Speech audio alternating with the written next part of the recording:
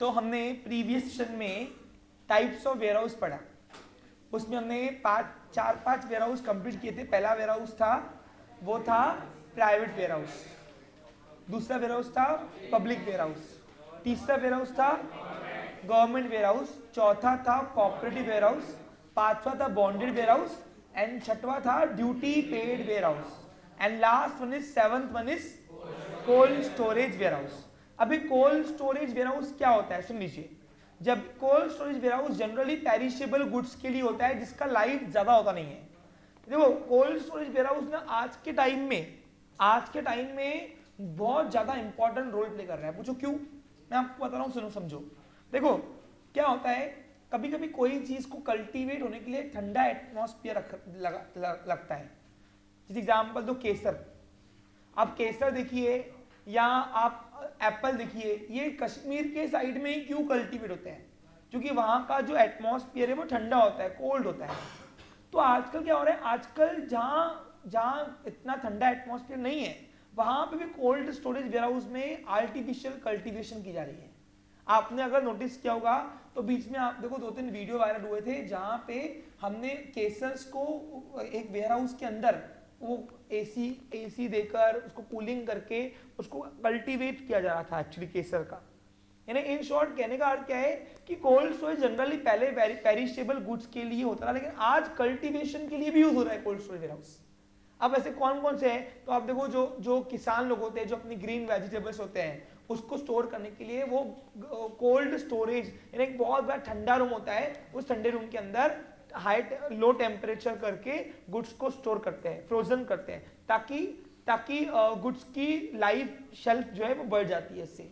अब आप एग्जांपल दूं आपको, तो कोल्ड स्टोरेज का सबसे बेस्ट एग्जांपल दूं तो वो हमारी वैक्सीन्स, कोरोना वैक्सीन। आप देखिए कोई भी वैक्सीन जो होती है वो उसको ठंडा एटमॉस्फेयर लगता है। तो आप नोटिस करो अमेरिका ने जब अपनी वैक्सीन बनाई थी तो अमेरिका की वैक्सीन को -डिग्री चाहिए थी एक्चुअली स्टोर करने के लिए, उसके जो कंटेंट्स है। तो हमारे इसमें -डिग्री में कोई भी वेयरहाउस जाता ही नहीं है, तो इसलिए यहाँ पे अमेरिका की वैक्सीन को लाते हुए हमने इंडियन वैक्सीन को पहले लाया, कोविशील्ड को, और फिर कोवैक्सीन आई। ऐसे 2 इंडियन वैक्सीन ऐसी हुई जो इंडिया के टेम्परेचर में ढल सकती है।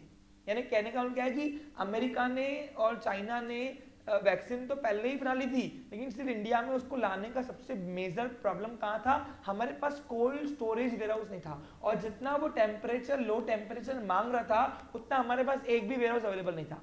तो इसलिए इन्हें कहने का मतलब क्या है कि बहुत सारी मेडिसिन, बहुत सारे मेडिकल फार्मा इंडस्ट्रीज होती है या बहुत सारे एग्रीकल्चर प्रोडक्ट्स होते हैं वो कोल्ड स्टोरेज वेयरहाउस में होते हैं। एग्जांपल अभी नंबर 2 दूं तो अमूल की प्रोडक्ट देखिए आप। अमूल जब कंपनी अपना गुड्स का कल्टीवेशन करती है, मतलब मैन्युफैक्चरिंग करती है, तो मैन्युफैक्चरिंग करने के बाद जो प्रोडक्ट्स होते हैं डेयरी प्रोडक्ट्स वो भी कोल्ड स्टोरेज वेयरहाउस में स्टोर होता है। क्योंकि अगर आपने कभी किसी बटर को या किसी चीज को या कहीं अपने अगर फ्रीज से बाहर रख दिया तो वो उसका जो खराब है वो एक दिन में हो जाएगा। लेकिन आपने वही अगर बटर को फ्रीज के अंदर रखा तो उसका ड्यूरेबिलिटी 30 दिन, 4 दिन, 50 दिन, 40 दिन, 60 दिन, 2 महीने, 3 महीने चलता है। यानी ये जो लाइफ शेल्फ बढ़ रहा है उनका पेरिशेबल गुड्स का, वो क्यों बढ़ रहा है? Because of cold storage. आपके घर में भी कोल्ड स्टोरेज है, आपका रेफ्रिजरेटर क्या काम करता है? As a cold storage. आप देखिए आप ग्रीन वेजिटेबल लाते हो तो ग्रीन वेजिटेबल्स जब आप स्टोर करते हो, आपने अगर प्रॉपर रेफ्रिजरेटर में स्टोर नहीं किया तो एक दिन में वो वेजिटेबल्स जो होते हैं ग्रीन वाले वो मर जाते हैं, है ना? तो इसलिए डेड हो जाते हैं। तो इसलिए उसके अंदर कुछ प्रोटीन रहता ही नहीं है। तो उसका प्रोटीन मेंटेन करने के लिए, या कभी कभी मीट आपको मालूम है, मीट बड़े बड़े होटल्स में मीट होता है ना, मीट वो भी कोल्ड स्टोरेज में ही होता है। अब एग्जाम्पल आप देखिए, जो बड़े बड़े 5 स्टार होटल होता है ना, 5 स्टार होटल, उनके पास बहुत बड़ा वेयरहाउस होता है ये कोल्ड स्टोरेज, जिसमें बहुत संख्या में अलग अलग टाइप के मीट्स रखे जाते हैं। अब एग्जांपल आपको दूं मैं, मेरा फ्रेंड था जिसने ताज होटल का ऑडिट किया था। तो जब एक ऑडिटर ऑडिट करता है ना, तो उसको हर एक चीज पर्सनली इंस्पेक्शन करनी पड़ती है कि आपने जो बुक्स ऑफ अकाउंट्स में लिखा हुआ है सब कुछ वो सच में वो है कि नहीं। वो जब तक फिजिकली वो देखता नहीं है तब तक वो टिक नहीं करता है, तब तक वो अपनी साइन देता नहीं है। आपको समझ आ रहा है? तो इसमें क्या था, मेरा फ्रेंड बता रहा था जब मैं ताज होटल के अंदर गया, मतलब जो ऑडिट करने के लिए, तो स्टॉक है ना, स्टॉक, रोलिंग स्टॉक, उसमें मीट का भी स्टॉक था। उस मीट के स्टॉक को देखने के लिए बहुत बड़ा ताज के पास एक वेयर हाउस था जिसमें बहुत संख्या में स्टॉक वो मेंटेन करते हैं। यानी कहने का मतलब क्या है कि उसमें बहुत सारे पेरिशेबल गुड्स थे, सब्जियां वगैरह, जो बहुत सारे अलग अलग डिपार्टमेंट में आता है। बहुत बड़ा रूम था उनके पास वो। यानी कहने का मतलब क्या है कि बड़ी बड़ी 5 स्टार होटलों के पास भी कोल्ड स्टोरेज वेयर हाउस होता है खुद का, ताकि गुड्स का प्रिजम्पशन अच्छा रहे, ड्यूरेबिलिटी लाइफ उनकी बनी रहे। समझा आपको क्लियर? तो इस तरीके से कोल्ड स्टोरेज वेयर हाउस उन बिजनेसमैन के लिए काम में आता है जिनके पास पेरिशेबल गुड्स से डीलिंग करते हैं, जो गुड्स ट्रेडिंग करते हैं या मैन्युफैक्चरिंग करते हैं पेरिशेबल गुड्स की, जिनकी लाइफ शेल्फ कम होता है, उनकी लाइफ शेल्फ बढ़ाने के लिए कोल्ड स्टोरेज वेयर हाउसेस बनाए जाते हैं। समझा? जहां पे ठंडा एकदम एटमॉस्फेयर देकर वो गुड्स का प्रिजम्पशन करते हैं ताकि गुड्स का लाइफ शेल्फ बढ़ जाए या मेंटेन रहे, उसके अंदर प्रोटीन जो रहे या खाने पीने की चीज रहे वो मेंटेन रहे। समझा आपको क्लियर? अरे आया क्या समझ में? तो types of next warehouse जो वो है कोल्ड स्टोरेज वेयर हाउस। अब जिनके पास कोल्ड स्टोरेज वेयर हाउस नहीं होते हैं तो वो एक एजेंसी को हायर करते हैं जिनके पास कोल्ड स्टोरेज वेयर हाउस है, और वो कोल्ड स्टोरेज वेयर हाउस देकर वो बिजनेस कर रहे हैं।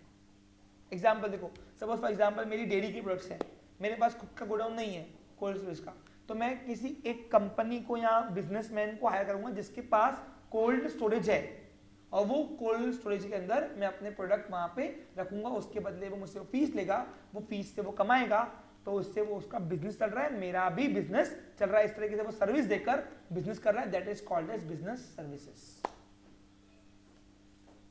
समझा?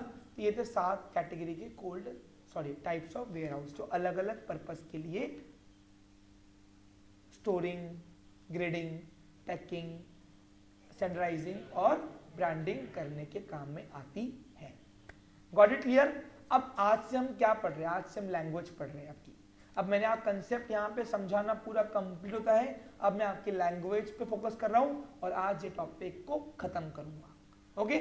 जहाँ पे नया वर्ड आएगा वहां डिस्कस करेंगे, जो नहीं है समझने लायक वोकैबुलरी रहेगी वो उसको फटाफट निकाल लेंगे वहां से।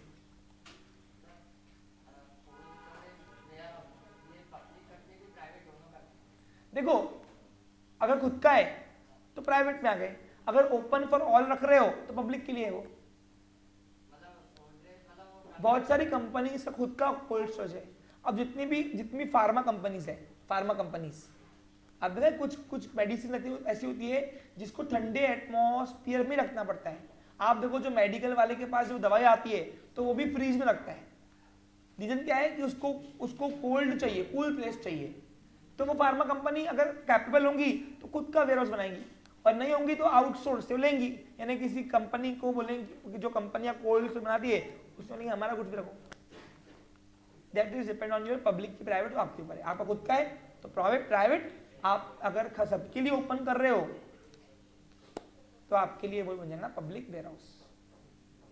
अब आपने कोल्ड स्टोरेज बड़े वेयर हाउस देखते हैं अपने, मैं आपको इमेजेस भी दिखा सकता हूँ, कोई प्रॉब्लम नहीं आएगा। Images of cold storage warehouse, देखिए मेडिसिन वगैरह सब है ना, ये इसमें आते हैं। ये देखिए ऐसे होता है जहां पे ठंडा, देखो एसी चल रही है, ठीक है आपको, इन्हें टेम्परेचर लो करने के लिए यहाँ पे एयर कूलिंग की जाती है। ये देखिए ये क्या है, इसके अंदर मीट है। मीट विदेशी में जो मीट्स, आप देखो फॉरेन में मीट ज़्यादा खाते हैं, फॉरेन में मीट ज़्यादा खाते हैं। क्यों? क्योंकि वहाँ पे कल्टीवेशन बहुत कम होता है। सबसे ज़्यादा फार्मिंग कल्टीवेशन जो कैपेसिटी है वो इंडियन लैंड के ऊपर है, इंडिया के पास है वो, तो वहाँ पे मीट नॉनवेज ज़्यादा चलता है। आपने नोटिस किया होगा, आप कहीं बाहर जाते होंगे तो वहाँ पे आपको नॉनवेज ही ज़्यादा देखने को मिलता है, वेज बहुत कम, रेयरली मिलता है वहाँ पे।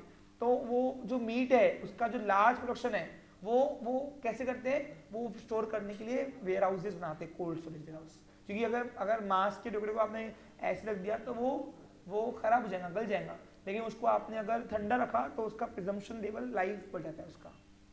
समझा आपको क्लियर? जितने भी होटल वाले आपको लगता है मीट आपको फ्रेश देते हैं, कोल्ड स्टोरेज वेयर हाउस से देते हैं।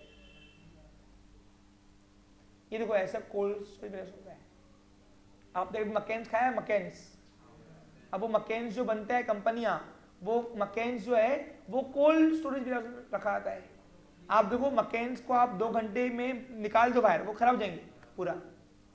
आप जब लेके आते हो ना तो वो बोलता है कि जल्दी कर जाके फ्रिज में रखना, या तो हाँ या तो खा लेना, कंजम्पशन कर लेना। और आप देखो मकेन्स की डिलीवरी भी होती है, जब डिलीवरी भी, तो वो भी cold storage warehouse transporting physical mean बनाया जाता है, ठंडा एटमॉस्फेयर।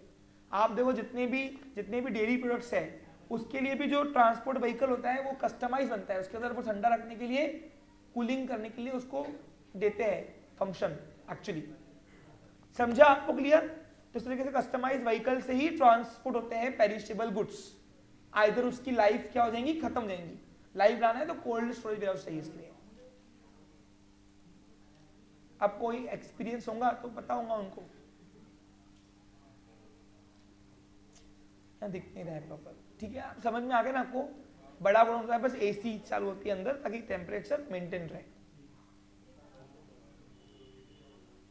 बड़े बड़े होते हैं बहुत वेयर हाउसेस। ये देखिए सब्जियां ऐसे, फ्रूट्स भी रखते हैं, वेजिटेबल्स दिख रहा है। ये कोल्ड स्टोरेज वेयर हाउस है जहां पे पेरिशेबल गुड्स की पैकिंग, स्टोरिंग, ग्रेडिंग सब होती है। चलिए अब लैंग्वेज में पढ़ते, ध्यान दो। Warehousing is a marketing function. क्या है ये? सबसे पहला काम मैंने आपको फर्स्ट डे पे ये बताया था कि मार्केटिंग फंक्शन है, और मार्केटिंग का एक फंक्शन है। The scope of marketing is much wider than warehousing. It is concern का मतलब होता है related with the storage of goods in large godown called as warehouse. Warehousing is a larger term than storage. मैंने आपको बताया only store करने को warehouse नहीं बोलते, बहुत सारी और भी एक्टिविटीज लक्ष्य। कौन कौन सी? ग्रेडिंग, पैकिंग, स्टैंडर्डाइजिंग, ब्रांडिंग, इन सब का मैंने आपको मतलब भी बता दिया था। सचिन खैर है। It includes other service like such as standardising, grading, packing etcetera. Warehousing can be defined as establishment for the store और अक्यूमुलेशन ऑफ गुड्स। अक्यूमुलेशन का मतलब है जमा रखना, जमा करना। तो जब भी आप कोई चीज बनाते हो स्टोर करने के लिए, अक्यूमुलेट करने के लिए गुड्स को, तो उसको हम बोलते हैं वेयर हाउस। क्या बोलते हैं उसको हम? और उस एक्टिविटी को भी हम वेयर हाउसिंग बोल सकते हैं। लेकिन ओनली स्टोरिंग या accumulation is not sufficient in warehousing. The scope of warehousing is much wider than storing. Warehousing is necessary to ensure the continuous and regular supply of raw material to the factories. अगर आपको continuously या regular supply करना है goods का, तो warehousing बहुत जरूरी है, चाहे कोई भी रहे, चाहे प्राइवेट रहे या पब्लिक रहे। मैंने क्या बताया? कस्टमर पूछ के आता, अवेलेबिलिटी ऑफ गुड्स होना बहुत जरूरी है। समझा आपको क्लियर? और असल में अगर देखा जाए तो तेजी मंदी जो कमाई जाती है ना, वो वेयर हाउसिंग से होती है। तेजी मंदी यानी क्या? देखो एक किराना के आइटम में किराने वाला वो सेलिंग प्राइस पे नहीं कमाता, वो कमाता तेजी मंदी में मेन। और तेजी मंदी के लिए स्टॉक करना पड़ता है, और स्टॉक कहाँ होगा? वेयर हाउस के अंदर ही। Warehousing is necessary to ensure का मतलब है पक्का करना, फिक्स करना, the continuous and regular supply of raw material to factories. अब ये सब रॉ मटेरियल सप्लाई नहीं करता, ये फिनिश गुड भी सप्लाई करता है। आज अगर सभी गुड्स नीडेड गुड्स अभी अवेलेबल है, why? Because of warehousing. Because of warehousing is also necessary in case of seasonal goods. मैंने आपको बोला था कि कोई गुड्स बनते तो एक ही सीजन में, लेकिन उसकी आवश्यकता पूरे साल भर होती है, तो वो गुड्स इजीली अवेलेबल कैसे होंगे? बिकॉज ऑफ वेयर हाउसिंग करके। Where the regular supply is necessary throughout the year, warehousing ensures storage of goods produced in large quantity till they are demanded in market. जब तक उनकी demand नहीं होती तब तक वो गुड्स को स्टोर करके रखते हैं। अब मैंने आपको एग्जांपल अभी बताया कि ये साल सोयाबीन का जो उत्पादन है काफी ज्यादा है, लेकिन किसान लोग निकाल नहीं रहे उसको। क्यों? उनका अजम्पशन है कि मार्केट में इसकी शॉर्टेज होगी और फिर जब डिमांड बढ़ेगी तो हम तब सप्लाई करेंगे। अब तब तक वो गुड्स कहाँ स्टोर है? वेयर हाउस के अंदर। और वो स्टोरिंग एक्टिविटी को क्या बोलते हैं? Warehousing. अब बताओ, वो किसान सोयाबीन सब स्टोर नहीं करता है, वो रोज देखता है कि कोई सोयाबीन खराब हुआ है क्या, तो उसको बाजू में कर, नहीं तो दूसरे सोयाबीन को भी खराब कर देंगे। ग्रेडिंग प्रोसेस कंटिन्यूअसली होती रहती है। फिर जो खराब होने वाला होता है उसको प्रॉपर पैकिंग करके हम उसकी लाइफ शेल्फ बचा सकते हैं। इस तरीके से वेयर हाउसिंग में ये सब होता है, जिससे आने वाले लॉसेस से हम बच सकते हैं और आगे हम प्रॉफिट एंजॉय करते हैं।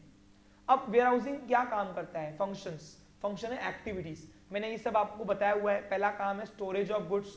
देखो इसकी लैंग्वेज भी बहुत चिल्लर है, आप इसके मन से लिख सकते हो। जितना मैंने आपको लिख के दिया है उसमें इससे कहीं गुना मैंने आपको बताया है, तो आप इसको अपने मन से पूरा उतारो, कोई प्रॉब्लम आएगी नहीं। बैंकिंग इंश्योरेंस छोड़ के और बैंकिंग छोड़ के पूरा मन से लिखो। बैंकिंग भी आप मन से लिख सकते हो, लेकिन वो फंक्शन जो है उसके अंदर वो जो वो है रेपो रेट वगैरह वगैरह, थोड़ा वो बराबर लिखना बस, और कुछ नहीं। बाकी इंश्योरेंस तो लॉ की लैंग्वेज चाहिए। ओके, पहला एक्टिविटी क्या है? वेयर हाउसिंग क्या करता है? पहला storage of goods. Warehousing perform an important function of storage of goods in large quantity in good condition. सबसे मेन है इन गुड कंडीशन, और वो गुड कंडीशन मेंटेन करने के लिए उसको ग्रेडिंग, पैकिंग, स्टैंडर्डाइजिंग या लेबलिंग या ब्रांडिंग करते रहना है कंटिन्यूअसली। समझा क्या?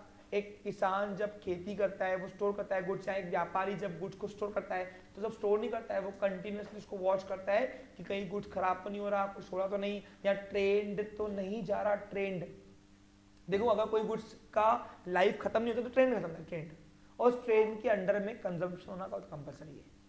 देखो किसी अभी कपड़ा है, अब कपड़े का लाइफ तो अच्छा होता है लेकिन उसका ट्रेंड जाता है, तो ट्रेंड के अंडर में ही वो कंजम्पशन हो गया तो अच्छा है, नहीं तो क्या होगा, वो डेड स्टॉक पड़ा होके आपके पास रह जाएगा।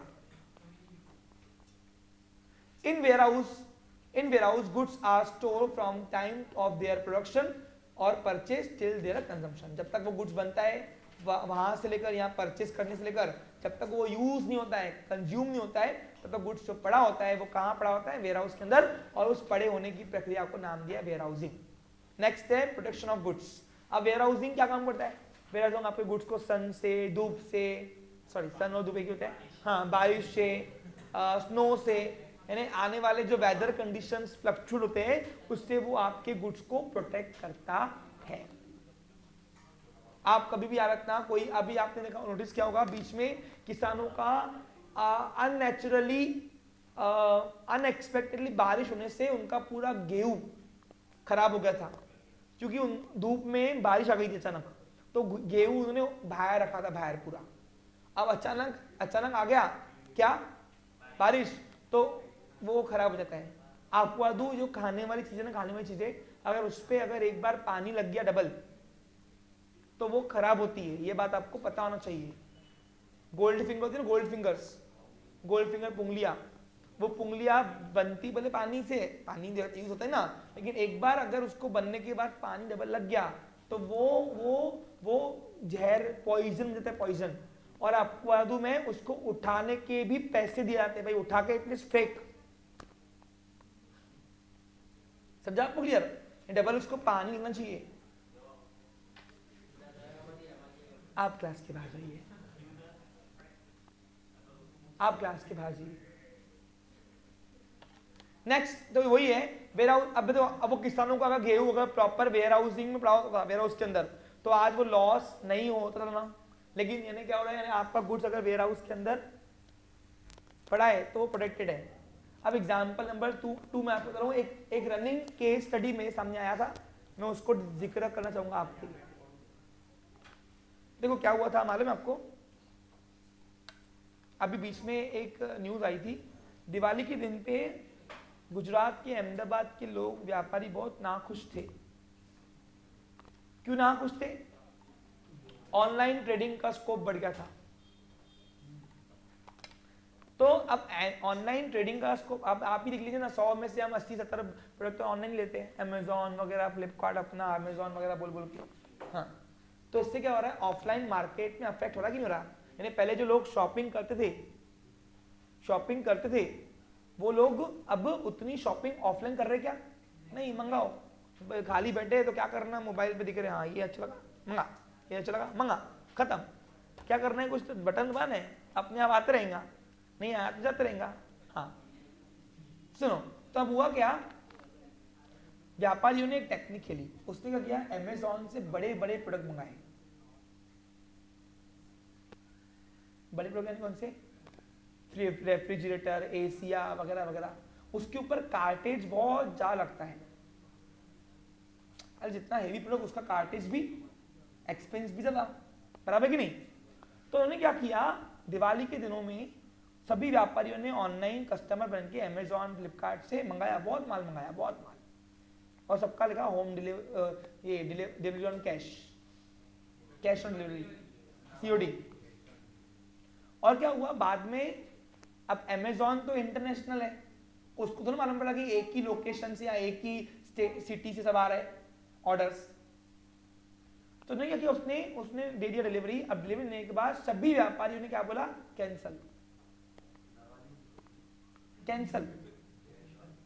अब अमेजॉन ने डिलीवरी तो कर ली, बराबर की नहीं, अब डिलीवरी कर ली लेकिन माल जाए कहाँ, तो पूरा माल और अमेजॉन के उस ब्रांच के ऑफिस में आ गया पूरा, और वो बाहर आ गया पूरे से।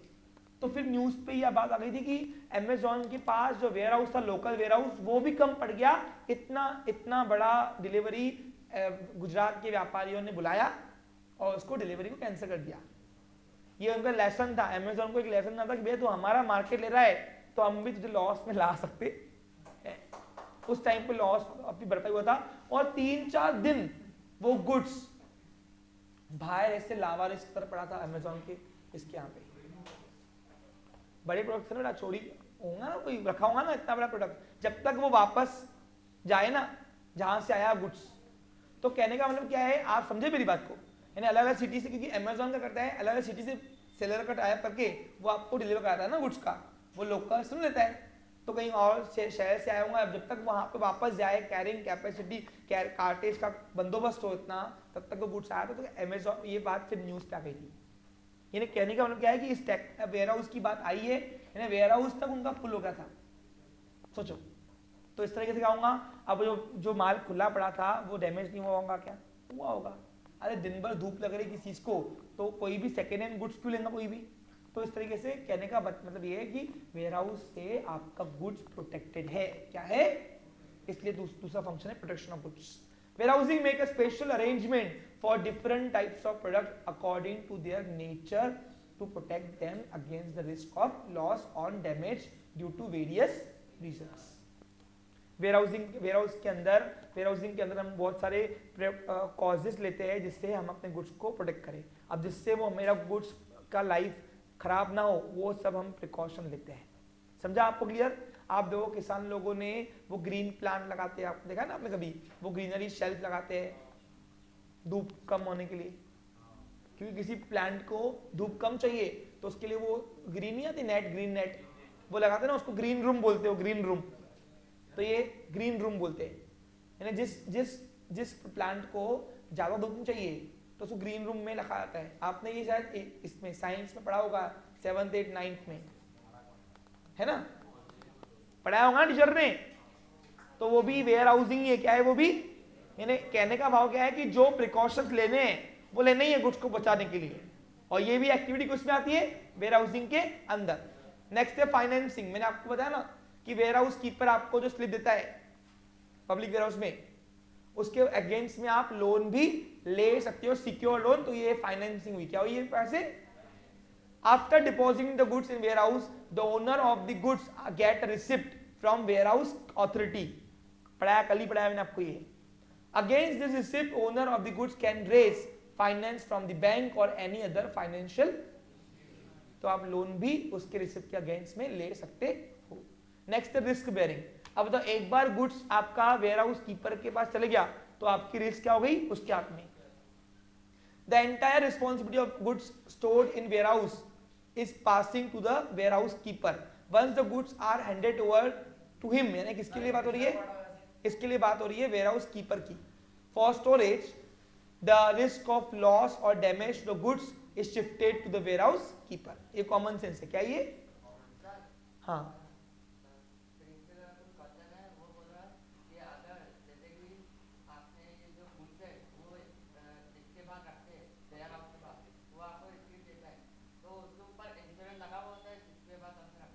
देखो वो वेयर हाउस वाले का मैटर है, हमारा नहीं है। जो क्यों हमने पब्लिक वेयर हाउस क्यों यूज किया भाई, तेरा हमको अपना माल जैसा था वैसे दे बना के, बराबर कि नहीं। लेकिन अगर तू नहीं दे रहा है हमको माल तो हमको भरपाई दे। अब वो भरपाई खुद की जेब से भर रहा तो नहीं होगा, इंश्योरेंस कंपनी दे रही है तो उसका इंश्योरेंस किया हुआ होगा, मतलब समझा आपको क्लियर? वो हमारे ऊपर नहीं है, वो पब्लिक वेयरहाउस का बिजनेसमैन डिटरमाइन करता है, समझा आपको क्लियर? आगे नेक्स्ट है ग्रेडिंग एंड पैकिंग। अब वेयरहाउसिंग के अंदर दूसरा एक्टिविटी कौन सी है? ग्रेडिंग और warehousing provide enough space for undertaking. Undertaking का मतलब होता है चलाना। कॉन्सेंट्रेट कर बेटा। warehouse provide enough space for undertaking various marketing function like standardizing, grading, packing, branding, etc. These services are very much useful for manufacturer, wholesaler और कोई भी अदर ट्रेडर के लिए भी यूजफुल है। अब कस्टमर के सामने तो हम ग्रेडिंग नहीं करेंगे, कस्टमर के सामने तो हम पैकिंग नहीं करेंगे, कस्टमर के सामने हम लोग तो लेबलिंग लगाएंगे, लेबलिंग, प्राइसिंग, तो ये सब कस्टमर के बैकबोन में करना पड़ता है, बैक सपोर्ट में करना पड़ता है, और वो सब कहाँ होता है? वेयर हाउस के अंदर। प्रोसेसिंग, मैंने आपको कल बताया कि कोई गुड्स को बनाने में टाइम लगता है, स्टोर करना पड़ता है, तो वो स्टोर करने के लिए क्या होता है? प्रोसेसिंग होती है। अभी एग्जांपल दिया मैंने कश्मीर का वो केसर का, आपको मालूम है आजकल क्या हो रहा है? आर्टिफिशियल केसर आ रहे हैं, मतलब आर्टिफिशियल नहीं है वो केसर, वो है उतनी प्रोटीन वाली केसर, लेकिन नेचुरल फैक्टर को ना यूज करते हुए हमने कोल्ड स्टोरेज वेयरहाउस बना के उसमें हम केसर का उत्पादन कर रहे हैं। आप अगर देखोगे तो देखो यहाँ पे मैं आपको बता रहा हूं,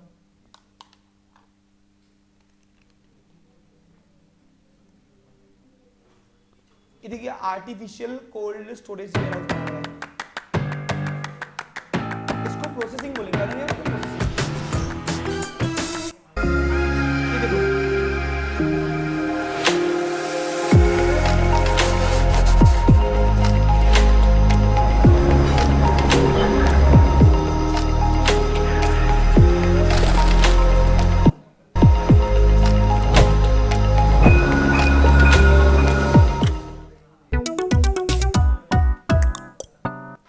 खेती के लिए आपको ये खेती करने के लिए एक जगह पे रहने का ज़रूरत नहीं है। You can move this container to anywhere in the world, right? So हम अंदर जाके देखते हैं कि this shipping container, how this produce the hydroponic farming, how it is doing the hydroponic farming in detail. So let's see, हम देखते हैं कि इस एक कंटेनर में 1 एकड़ का प्रोडक्शन कैसा आता है। तो ये जो शिपिंग कंटेनर है, this insulated container, 8 by 40 square feet का insulated container. So inside this container we have built all the systems, जो कि खेती के लिए जो भी लग रहा है, सीडिंग से लेके हार्वेस्टिंग कर सब एरिया यहाँ पे हमने मैनेज किया है। So no need to go outside. ये 320 स्क्वायर फीट में हम 1 एकड़ का प्रोडक्शन ले सकते हैं।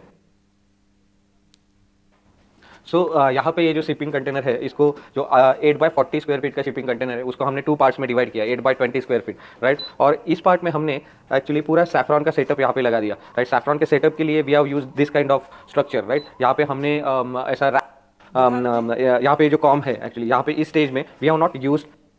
ओके, तो ये प्रोसेसिंग फी क्या है? प्रोसेस, तो ये भी वेयर हाउसिंग में हो सकता है। ओके, कोई इशू नहीं है। मैंने आपको कल एग्जांपल भी दिया था आपको। For certain commodities processing is compulsory. कुछ गुड्स को प्रोसेसिंग लगता ही है compulsory actually, for making them consumable, ताकि उसको हम खाने लायक बनाए। क्या बनाए? It in warehouses processing activity can be undertaken on the behalf of owner. For example, paddy is polish. अब पैडी क्या होता है मालूम आपको? पैडी यानी गेहूं वगैरह, आपको मालूम है एक बंच में आते हैं, बंच में गेहूं वगैरह, उसको पैडी बोलते हैं। यानी गेहूं चावल जो होते हैं ना, ऐसे पूरे वो बंच में रहते हैं, वो बंच को पैडी बोलते हैं। आपने देखा नहीं कभी?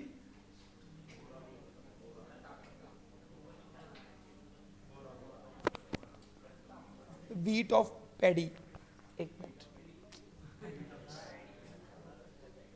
Paddy is wheat. ओके, वो नहीं पकड़ रहा है, छोड़ो उसको, रहने दो। आप देख लेना उसमें पैडी मतलब क्या होता है? एक बंच, नहीं, जब वो कल्टीवेट होता है ना गेहूं वगैरह, तो आप नोटिस क्या होगा, वो पूरा ऐसे एक एक दाना कल्टीवेट नहीं होता है, वो बहुत सारे दानों का एक बना हुआ होता है, झुंड होता है, वो झुंड को बोलते हैं पैडी एक्चुअली। हाँ, खेतों में रहता है जो। समझा आपको क्लियर? अब आपने अगर नोटिस किया होगा पिक्चरों में, तो दिखाते होंगे खेती वगैरह में, आपने देखा होगा कभी भी चावल ये जो है ना दानों में जो आता है ना, वो एक एक दाना नहीं बनता है, वो पूरा पैडी बनता है। पैडी से वो अलग करके हम लोग खाने वाले गुड्स बनाते हैं, तो वो प्रोसेसिंग है। क्या हुई? समझा आपको? क्लियर? नेक्स्ट है टाइम यूटिलिटी। अब बताओ कोई चीज की जरूरत जब अवेलेबल चाहिए तब वो कौन करवा देता है? वेयर हाउसिंग करके। क्या करके? Warehousing create time utility by storing goods and supplying them at a time when they are demanded, जब उसकी जरूरत हो जाती है। अब आते हैं types of warehouse. Private warehouse मैंने आपको पढ़ाया था, कोई भी कॉमन बिजनेसमैन अपना खुद का गोडाउन खोलेगा, प्राइवेट वेयर हाउस। अब टाइप्स ऑफ वेयर हाउसेस देखते हैं। पहला, private warehouses are the own by large business houses और wholesaler for the storage of their own stock. Own stock, खुद का। जैसे अभी मैंने लक्ष्य, एक व्यापारी है, उसने खुद का गोडाउन लिया, खुद का माल रख रहा, वो उसका प्राइवेट वेयर हाउस। क्या होगा वो? They are privately owned and constructed for the use by businessmen। खुद के लिए वो यूज करता है, वो बनाता भी खुद के लिए वो। Usually these warehouses are constructed near the business और फैक्ट्री और इंडस्ट्री एरिया, जहां आपका बिजनेस एक्टिविटी परफॉर्म होगा उसी के बाजू में आप लोगों ना। याद करो, कोई कस्टमर को आपको माल देना होता है तो हम क्या बोलते हैं? लेके आ रहे 2 मिनट गोडाउन से, रुको बैठो, नहीं होगा अवेलेबल गोडाउन दुकान पे, तो ना, तो यानी गोडाउन नियर बाय होता है। क्या होता है वो? Public warehouse. यानी क्या कि ये बिजनेस ही है एक्चुअली, ये बिजनेस मोड है एक प्रकार से, कि मेरे पास जमीन पड़ी है, मैंने बड़ा वेयर हाउस खोल दिया, बोला और है कोई भी रखो फीस दो, तो मैं कमाने के लिए लेके आया हूं वेयर हाउस, तो उसको बोलते हैं पब्लिक वेयर हाउस। क्या बोलोगे उसको हम? Public warehouse is specialised business. ये देखो क्या है ये नया एक बिजनेस मॉडल है, यानी कमाने के लिए हम वेयर हाउस बनाते हैं, जिसमें हम खुद का गुड्स रखते नहीं, हम गुड्स स्टोर करने के लिए, एक्टिविटी देने के लिए हम आपसे पैसे लेते हैं। भाई आप गुड्स स्टोर करो, ग्रेडिंग करो, स्टैंडर्डाइज करो गुड्स को। समझा आपको? क्लियर? कल एग्जाम्पल काफी अच्छे से हुआ है, तो मैं अभी लैंग्वेज पे आ रहा हूं, तो मेरे को प्लीज यहाँ पे ऐसे रिएक्शन मत दो कि मैंने कुछ पढ़ाया ही नहीं है, मैंने आपको डिटेल में डिस्क्रिप्शन दिया है पीछे पूरा। Establishment that provide storage facility to general public for certain charges, यानी फीस लेकर बदले में। This warehouses are own and manage by individual, firm, company etcetera. यानी कोई कंपनी वेयर हाउसिंग एक्टिविटी देकर ही सब बिजनेस कर रही है, सिंपल। यानी अपना जगह ले रही है, उसमें वेयर हाउस बना रही है और उसमें पूरे रखो माल, वो कंपनी बन के बिजनेस कर रही है सिर्फ। यानी तुम लोग कॉमन पीपल वहां पे वो वेयर हाउस एक्टिविटी करके वो उनको फीस दे रही है, इससे वो कंपनी कमा रही है। समझा? यानी कोई भी firm, individual, group of peoples मिलकर ऑर्गेनाइजेशन खोल के भी पब्लिक वेयर हाउस खोल सकती है। This warehouses are generally located near railway station, मैंने आपको बताया था, near airport, highway, waterways etcetera. This warehouses have to be obtain licence. Yes, आप बिजनेस कर रहे हो ना, तो आपको लाइसेंस लेना पड़ेगा गवर्नमेंट से, परमिशन। आप ऐसे ही किसी का गुड स्टोर नहीं करते। जो क्यों? बेलमेंट का कॉन्ट्रैक्ट लगता है उसके लिए। अब बेलमेंट क्या है? छोड़ो, लॉ की बातें तुम्हारे पल्ले पड़ने वाली नहीं है ऐसे भी, वो जब तुम हाई लेवल पढ़ाई करोगे तो अपने आप आएगा। तो यानी गवर्नमेंट से परमिशन लेकर ही आप देखो, किसी का माल आप ऐसे बिना उसके रख सकते नहीं हो। बोला, अगर आपने रखा है अपने दुकान के अंदर किसी का माल और का, तो वो चोरी का क्लेम किया तो वो चोरी ही मान जाएंगी। What you have evidence? कुछ नहीं रहेगा आपको एविडेंस कि वो खुद रख के गया है। अरे बेटा, कैमरे में पिक्चराइज वे से लॉ नहीं मानता है। पूछो क्यों? कोई भी आर्ट, वो पिक्चर जो है ना, उसको लॉ नहीं मानता। उसके लिए पता है क्या होता है? मुंबई से लैब से टेस्टिंग होके बहुत बड़ी प्रोसेस उसकी। आप देखो, लोगों के पास मर्डर करते, लोग मर्डर करते ना, कैमरा रिकॉर्डिंग भी होता है, फिर भी वो छूट भी जाता है, क्योंकि वो क्लेम करते हैं कि डब्ड है। आजकल क्या नहीं हो रहा बताओ ना? वो कल मोदी जी आए, मोदी जी वो गरबा कर रहे हैं, उसमें एक वीडियो में आया था, तो मोदी जी ने वीडियो में बताया कि एआई इतनी बढ़ गई है कि मैंने कभी गरबा की ही नहीं है। मैंने जवानी में बहुत 18-19 साल में गरबा किया तो किए होंगे, उसके बाद गरबा किया ही नहीं मैंने, लेकिन एआई मेरा निकाल के गरबा खिला रहा है। क्या बात है? तो मेरे को भी आनंद हुआ, ऐसा मोदी जी बोलते। लेकिन इसका कोई होना चाहिए कि एआई ने बनाया हुआ है, रियल नहीं है। लोग उसको रियल समझ के आनंद उठा रहे हैं। आपको समझा क्लियर? तो इस तरीके से आज वीडियो को तो कुछ भी होता ना, किसी को भी हम बाइडन के सामने ऐसे बाजू में खड़ा कर दे, सही है कि नहीं? तो आजकल टेक्नोलॉजी इतनी बढ़ गई है कि कहीं से कुछ भी उठा के चलाओ। तुम क्लास में बैठे हो, मैं तुमको क्रूज में उठा दूं, फोटो निकाल के एडिट करके। क्या नहीं होता एडिट में? अरे बेटा सब होता, तुम बोलो सिर्फ। चलो this warehouses have to obtain license, क्या चाहिए, गवर्नमेंट से लाइसेंस चाहिए, okay. Number third, government warehouse. अब गवर्नमेंट वेयर हाउस की ओनरशिप किसके पास है, central government, either state government, either both.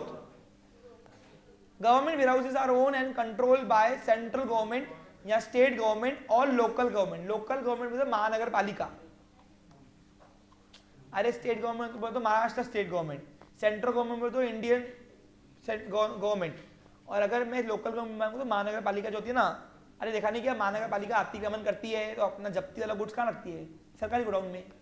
गजराज को कहाँ रखती है, अरे गजराज में तो वो जेसीबी, तो अपने सारे इंस्ट्रूमेंट वो कहाँ रखती है, गवर्नमेंट वेयर हाउस के अंदर। गजराज गजराज गजराज वो मारने वाला हथवा नहीं है,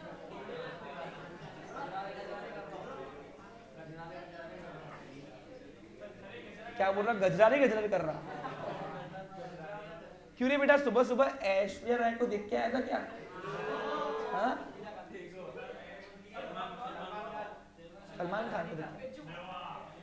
ओके, कृष्णा डांस वांस करनी कि कुछ रुका के बोल, ऐसे ही बच्चे पढ़ पढ़ के बोल रहे।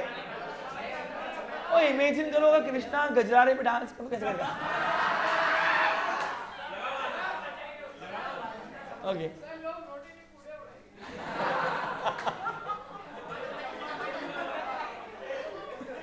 ओए नो नो, इंटरमेंटलिटी की बात है, बिजनेस में पर्सनल नहीं, okay. This warehouses offer storage facility to the central और state government for the goods purchase by them. तो जो भी गुड्स गवर्नमेंट खरीद रही है तो वो अपने गुड्स कहाँ रखे, तो उसके लिए गवर्नमेंट अपना वेयर हाउस बनाती है जिसको बोलते हैं गवर्नमेंट वेयर हाउस। अपने खदान के बाजू में इधर सरकारी गोडाउन है ना, खदान क्या होती है मालूम आपको? अरे खदान उसका निकनेम है क्या? हाँ, अरे खदाने नहीं होती, खदाने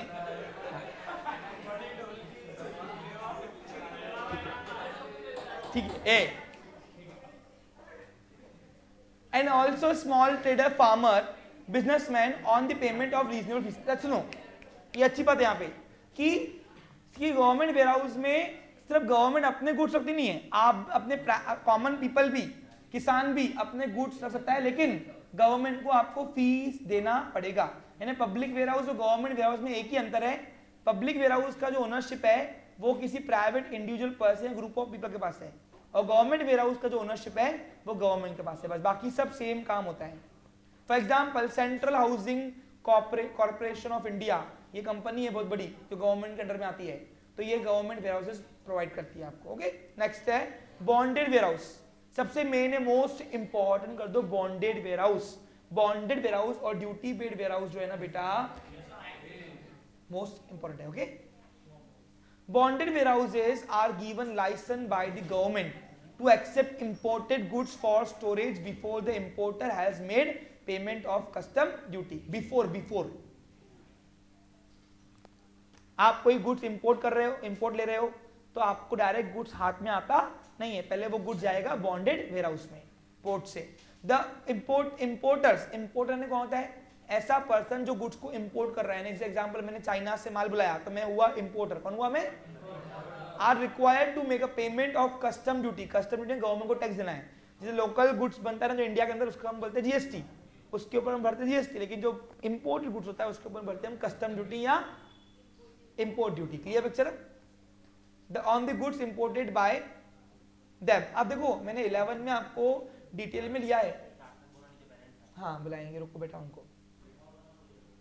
सुनो देखो मैंने तुमको 11 में इतना अच्छे से पढ़ाया है कि आपको अभी बिल्कुल भी तकलीफ नहीं जा रही है। सोचो अगर तकलीफ जा रही है तो भैया आप फिर आपको भगवान ने भेजा तो भेजा, लेकिन भेजा देके नहीं भेजा, समझा? हाँ अरे सही है ना। बॉन्डेड वेयर हाउस कहाँ पढ़ाया था मैंने? 11 में पढ़ाया था, याद करो डिटेल में वो भी, और कहा था 12th में इसके ऊपर आता है, देखो आया है आज वक्त वो। Unless they make the payment of duty they can not remove the goods from the dock area. Dock area क्या होती है मालूम आपको? रेस्ट्रिक्ट एरिया होती है जो कस्टम ऑथोरिटी के अंडर में आती है। दिखाऊं मैं आपको डॉक एरिया? जब तक इमेज नहीं करोगे तो कैसे करोगे भैया? Images of dock area in port. हाँ, ये देखो, ये आपने पिक्चर में देखा होगा। एक मिनट, इस यहाँ पे लड़ाई होती, लड़ाई उनकी हीरो हीरो हीरो और विलन की। ये क्या करूँ उसको? नहीं, रहने दो, कुछ भी कुछ एक्सेप्ट नहीं करूंगा। सब दिख गया ना इमेज? तुमको दिख गया ना? बस इतने में इतने मिलता रहे। चलो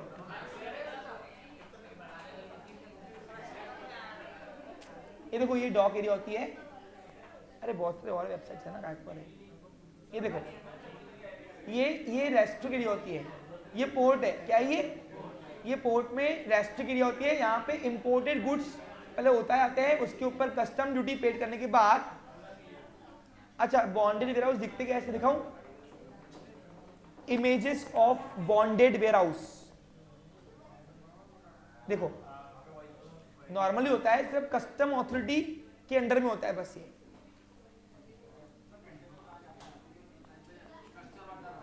देखते ना कहां पड़ा होता है।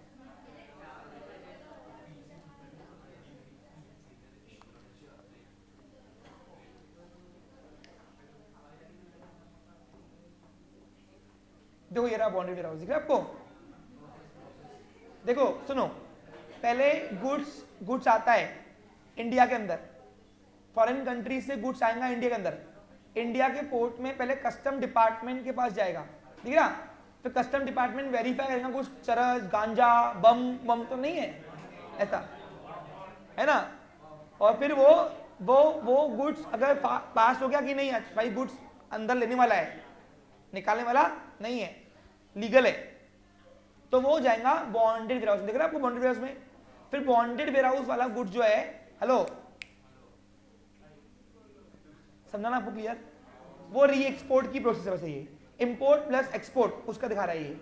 छोड़ो, तो ये बॉन्डेड वेयरहाउस समझा आपको क्या होता है? ये देखो, ये रहा, यहाँ से कस्टम ऑथोरिटी के पास जाएगा, और ये देखो यहाँ से ये बॉन्डेड वेयरहाउस है। बॉन्डेड वेयरहाउस बहुत रेस्ट्रिक्ट एरिया में होता है, हर कोई कॉमन पीपल जा सकता नहीं है। हाँ देखो भाई, However, they can keep goods in bonded warehouse। जब तक कस्टम ड्यूटी पेड नहीं होती, गुड्स कहाँ पड़ा हुआ है? बॉन्डेड वेयरहाउस में। अच्छा, एक और बात सुन लो, जितना इंपोर्टर कस्टम ड्यूटी पेड करने में देरी करेगा, उतना बॉन्डेड वेयरहाउस का भाड़ा भी लागू करके आपको देगा। समझा क्या? इसके ऊपर भाड़ा भरना पड़ता है भला। However, bonded warehouse may be owned by custom authority, किसके हाथ में है? Or the government। The importer is required to give undertaking or bond that without the consent of custom authority, goods will not be removed from the warehouses. Hence, the warehouses are called as bonded warehouses. Such warehouses है ना, ठीक है ना? This warehouses offer the part payment of duty, so the importer can take a delivery of goods. आपको चाहो तो custom duty आप किस्तों में भी दे सकते हो, कोई टेंशन नहीं, किस्तों में दो। समझा आपको क्लियर? हाँ, एक और बात है, अब ड्यूटी पेड वेयरहाउस क्या होता है? ड्यूटी पेड वेयरहाउस और पब्लिक वेयरहाउस में कोई फर्क नहीं होता है। सिर्फ जो इंपोर्टेड गुड्स होते हैं ना, वो अगर हमने किसी पब्लिक वेयरहाउस रख दिया तो उसी को बोलते हैं ड्यूटी पेड वेयरहाउस। ये भी नियर बाय पोर्ट होता है। क्या होता है ये? लेकिन कस्टम ऑथोरिटी के अंडर में नहीं होता ये। हाँ, ये कस्टम ड्यूटी पेड करने के बाद डॉक ऑथोरिटी के पास होता है। समझा आपको क्लियर? कस्टम ऑथोरिटी और डॉक ऑथोरिटी अलग होता है। Sometimes after duty is paid by importer, it is not possible to him arrange for immediate transport। मैंने आपको एग्जांपल दिया था कल, मुंबई से अकोला। मुंबई में माल आया लेकिन अकोला तक गाड़ी नहीं मिल रही है, तो माल कहां पड़ रहा है? Of the goods। In such situation, importer can keep his goods in duty paid warehouse। All duty paid warehouse are public warehouse। नहीं करो उसको, मैंने आपको कल ही सब बताया था। मैंने ऐसे एक चीज एक ऐसा कोई पार्ट नहीं है जो छोड़ा नहीं है। Okay okay. This warehouses are situated near the dock. Near dock क्या है? And manage by dock authority only. इसका डिफरेंस आएगा, ये कस्टम ऑथोरिटी के अंडर में होता है, हेलो, और ये डॉक अथॉरिटी का नाम। Okay clear? For the duty is paid, the custom authority, the goods can be transferred from bonded warehouse to duty paid warehouse। अगर आपने कस्टम अथॉरिटी को बोल दिया कि ये ले टैक्स तेरा पे कर दिया हमने, अभी माल फिलहाल मेरा वहां भेज, तो ये कस्टम अथॉरिटी वहीं पे डिलीवर कर देगा। कहाँ पे? ड्यूटी पेड वेयरहाउस के अंडर में। They are more useful to the importer who export the imported goods. मैंने आपको कल ही बताया था, चाइना से लाया, रशिया बेचना है, वेसल रेडी नहीं है, तो कहाँ पढ़ना है? पढ़ा रहे माल ड्यूटी पेड वेयरहाउस, कल से बताया ना। Processing of imported goods such as, अच्छा एक अच्छी बात क्या है, आप बॉन्डेड वेयरहाउस में कोई भी स्टोरेज के अलावा प्रोसेसिंग नहीं कर सकते, लेकिन इसमें आप कर सकते हो।